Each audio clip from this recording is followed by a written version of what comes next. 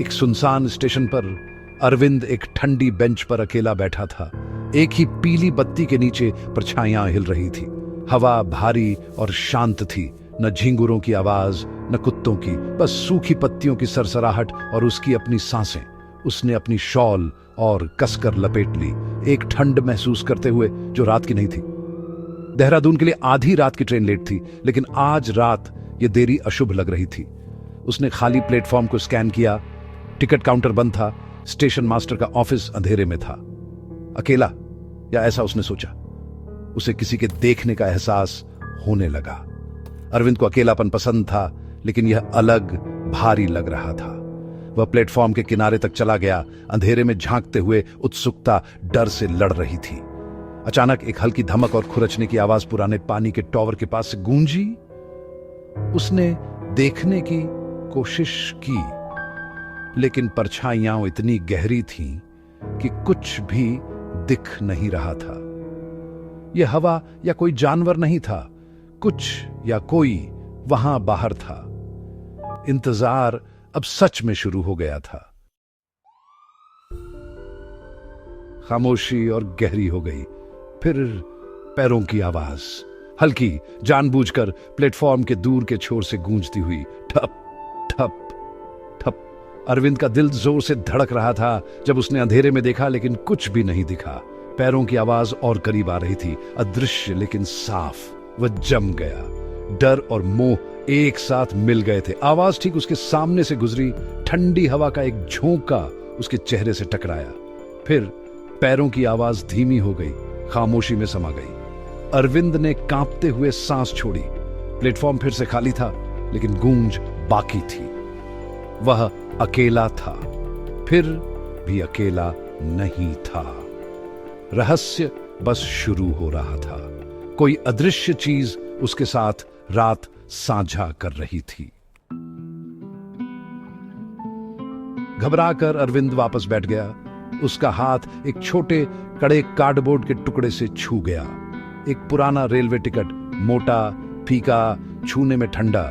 उसने उसे रोशनी में देखा। 3rd क्लास, डेस्टिनेशन लाहौर, तारीख 27 अगस्त 1947, बंटवारे का साल, पौराणिक खोई हुई ट्रेन की तारीख। उसे अपने दादाजी की कहानियां याद आईं। आधी रात की ट्रेनें, गायब परिवार, गुमनामी की यात्राएं। यह टिकट एक अवशेष था, एक गायब दुनिया से एक सुराग। इसे किसने छोड़ा था? भूत या कदमों के मालिक ने? उसने उसे पलट दिया, इतिहास के वजन को महसूस करते हुए। टुकड़े फिट हो रहे थे।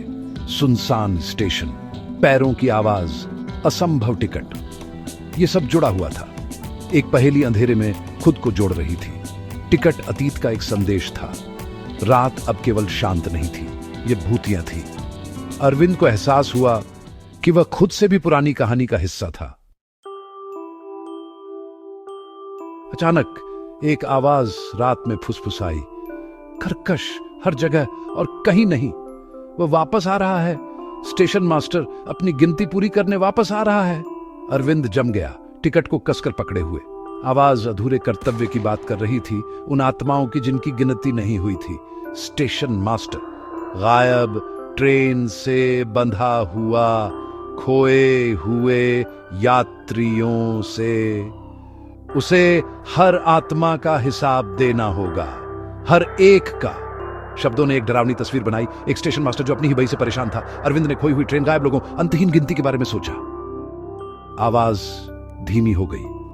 डर से भरी खामोशी छोड़ गई। अरविंद अब सिर्फ एक लड़का नहीं था जो ट्रेन का इंतजार कर रहा था। वह किसी प्राचीन और अनसुलझी चीज का गवाह था। पैरों की आवाज, टिकट, आवाज, सभी आसन्न वापसी के संकेत। अतीत आज रात वापस आ रहा था। एक उदास सीटी की आवाज पटरियों पर गूंजी। दूसरे युग की आवाज। एक हल्की रोशनी दिखाई दी, झूलती हुई, बड़ी होती हुई। जमीन कांपी। एक भाप इंजन की छुक छुक से हवा भर गई। ट्रेन गर्जना करती हुई गुजरी, धीमी नहीं हुई। पुरानी बोगियां, सलाखों वाली खिड़कियां, चेहरे पीले और शांत। यात्री समय में जमे हुए, हमेशा के लिए कहीं नहीं जा रहे थे। आखिरी बोगी पर एक आकृति खड़ी थी। स्टेशन मास्टर, हाथ में लालटेन, आंखें अरविंद पर टिकी हुई थी। उसने एक हाथ उठाया, गिनती करते हुए। 1। 47 की खोई हुई ट्रेन रात में गर्जना करती हुई निकल गई। उसकी सीटी धीमी होती गई। अरविंद अकेला खड़ा था, उसकी भूतिया सालगिरह का एकमात्र गवाह। रहस्य सुलझा नहीं था। यह एक बार फिर से हुआ था, जैसा कि हमेशा होता था। और अरविंद जानता था कि अतीत कभी सचमुच नहीं जाता।